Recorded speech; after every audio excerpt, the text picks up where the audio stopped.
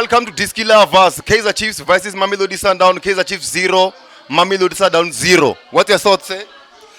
Zwine ndakamba zwone ne miniere kezi Nabi obuya kho yune bakomubona obuya but ndibona nga Kaizer Chiefs yo no change nyana kutambele kwayo ngori kutambele kwabo kukotamba musina biasiyo ne zwa zwi right nga manda and zwi collected na u exchange batambi zwichijia chikhala chilapfu ne like honopela boma 70 something to 80 something ndizwo zwino cost nga manda ezo zwithu bako zwibona nda Zwino arali vha khou lavhelesa Nabi u vhuya Nabi na musi Nabi asiyo ho shanduka mini zwine ndakamba zwone zwori chikimu cha chikotamba Nabi asiyo ne it was very powerful and na batambi baba right nga manda zwa zwino so ndi kwamba like botongari bathu vane manga botobudzwa something nyana kana bathu vane vha kotamba vachinga bobudzwa zwo chuwisa nyana ngauri na zwiko zwino vha isa nga manda zwori why vila kaza idzula under and when muthu waba ane sometimes wa kona uvusa game kana ba talelisa na mafene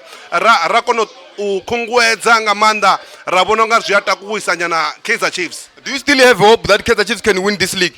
Yeah, ndina phulupelo lulu nga manda and nga manda 100% sure ndinayo ngauri ubelwa Sundown kana utamba draw na Sundown azwiyambi ro lose zwiko to amba uri ku dia phanda vhukuma ngauri Sundown ya imwe team ya dzine dziya chuwisa ri tshika khadzo ngauri ra tshitamba lose kana ra tamba win sometimes mara nara ro lebelo ri nga tamba win na musi nga ndava yori kutambele kwashu ndi kwa vhudi nga manda.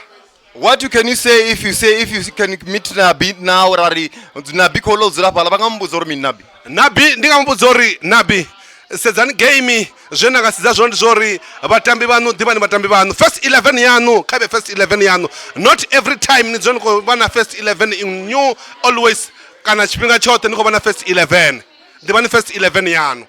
Thank you very much. This is Diski Lovers. Make sure you subscribe, like and comment for more content.